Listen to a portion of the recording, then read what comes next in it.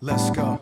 I know I'm gonna make mistakes in this life I live, but you never leave me.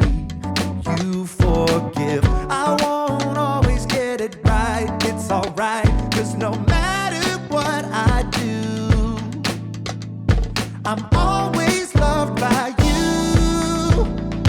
In the morning time, I'm gonna sing. God, you make me smile when you do and you think.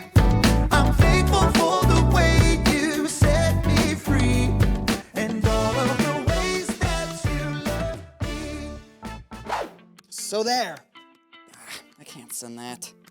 Delete, delete, delete. Oh, hey. Welcome to Story Lab. This week, we're talking about forgiveness while we take a look at the story of someone who found a higher perspective.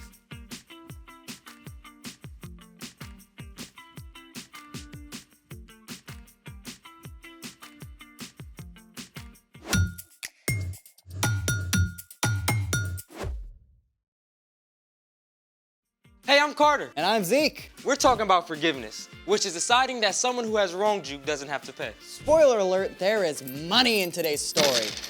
A handful of pennies is not really a lot of money. That's what you think. These pennies could buy a lot in 1950. That's what I thought. In 1950, a loaf of bread cost 12 cents, a comic book cost 10 cents, and a candy bar cost 5 cents. It takes a lot more pennies to buy a candy bar now, Zeke. Yeah, but it only takes 1 penny for me to amaze you. Really? Oh yeah, I shall now make this penny disappear just by rubbing it. Mm-hmm. Observe. See? You Gone. just made all those pennies fall off the table. You have no sense of mystery. Ah, but I do. I know how to amaze you with this penny. How so? I can make all this dirty tarnish disappear in a single step. You're on. Then, Let's do it. Step 1, find a really dark, dirty penny and place it in a dish. Done. Step 2, take out your super secret cleaning agent. Hot sauce? Yep, any kind will do. Squeeze some hot sauce on the penny and then rub it around. What now? Wait 10 minutes. Step 3, rub the penny with your fingers and then rinse it with water. See? Ta-da! That is so cool. I can't believe it's the same penny. I know, right? Copper becomes dirty or tarnished when oxygen in the air reacts with the copper to form copper oxide.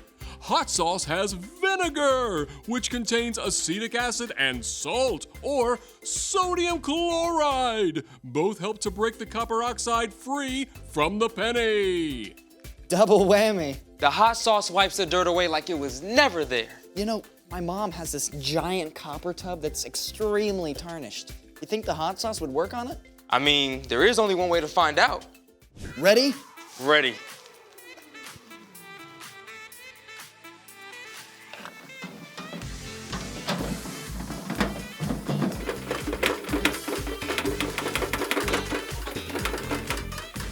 You know, I wonder how this tastes. I don't think you want to taste that, Zeke. Oh, is that a dare? It's a double dare. Okay. Oh, that's not half bad. Oh. Oh. Whoa, that's hot. Oh, that's hot. Whoa, oh, that's really hot.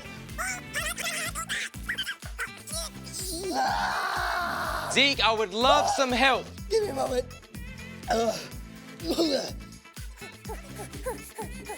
Moment of truth. Moment of truth.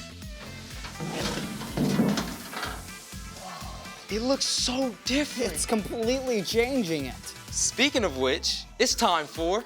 The story before the story. Today, we're in Luke, the 3rd book in the New Testament. But before Luke, in the very beginning, out of a deep, deep love, God made an amazing world. But when people turned away from God, the world was broken. God made a plan to draw people back into relationships. So at the right time, God made a teeny tiny baby to be born in the small town of Bethlehem, God's very own son, Jesus. When Jesus grew up, he began to travel from town to town, teaching and healing. Everywhere Jesus went, big crowds of people pressed in around him. Religious leaders, everyday people, even Roman soldiers, and people who were considered outcasts. Which is where our story starts. Take it away. Hey everyone, I'm Brian. One day, Jesus and his followers passed through the city of Jericho on their way to Jerusalem. As usual, a huge crowd gathered. They pressed in from all sides along the road, hoping to see Jesus, to touch him, to be healed. But one man was stuck on the edge of the crowd, a tax collector named Zacchaeus.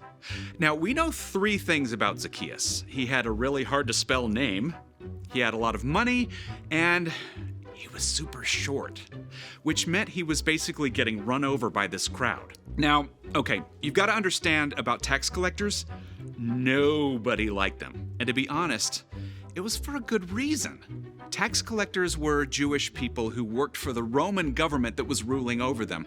So it was like they were working for the enemy. And to make it worse, tax collectors got paid by demanding extra money for themselves. So Zacchaeus had gotten rich by taking money from his neighbors. In spite of all this, Zacchaeus really wanted a chance to see Jesus. Maybe he'd even heard that one of Jesus' own disciples, Matthew, had been a tax collector. Please, could I get through? But no one wanted to give way to the man who had taken their money. Finally, Zacchaeus looked ahead and saw a sycamore tree right at the edge of the road. That's it? Zacchaeus raced ahead to that tree and climbed right up to a sturdy branch that reached out over the road. Best seat in the house. The crowd drew closer and closer until Jesus was right below Zacchaeus. There's just something about him. At that very moment, Jesus looked up. Zacchaeus could feel his heart racing. He could tell that somehow Jesus knew everything about him, all the wrong things he had done, all the lies he had told, and the money he had stolen. Zacchaeus, come down at once. I must stay at your house today. What? Jesus could have been annoyed with Zacchaeus or called him out in front of everyone for the wrong things Zacchaeus had done. But instead, Jesus invited himself over to have dinner with Zacchaeus. Zacchaeus' heart filled with joy as he rushed ahead to prepare his home for Jesus. Jesus, come in. Lots of people had followed.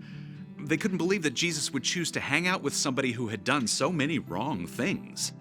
Jesus has gone to be the guest of that sinner. Zacchaeus was filled with gratitude. Jesus loved him and had chosen to forgive him. And Zacchaeus knew he couldn't keep on living his old life. Look, Lord, here and now I give half of what I own to those who are poor. And if I have cheated anybody out of anything, I will pay it back. I will pay back 4 times the amount I took. Today, salvation has come to your house. The Son of Man came to look for the lost and save them. In a single day, Zacchaeus went from outcast to beloved follower of Jesus. His entire life was changed from the inside out. The end. Wow, that's amazing. So Zacchaeus promised to give away half of what he had. Plus 4 times the amount that he cheated out of anyone. That might have been everything he owned. But it didn't matter because Jesus. Jesus had forgiven Zacchaeus completely, even before he asked. So what's our part in the story? Well, forgiveness can change people, starting with you. When you ask God to forgive you of the wrong things you've done, it frees you from carrying around a load of guilt and fear. It frees you to love God and love others. And when you choose to forgive those who have wronged you, it can change them too.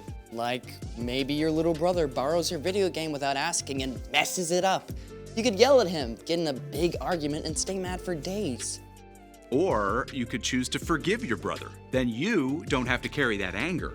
Plus, it could change your brother's heart too and make a way for you to be friends. Forgiving someone does not always mean that they will change, but it opens the door for them to live differently. Like Zacchaeus. Exactly.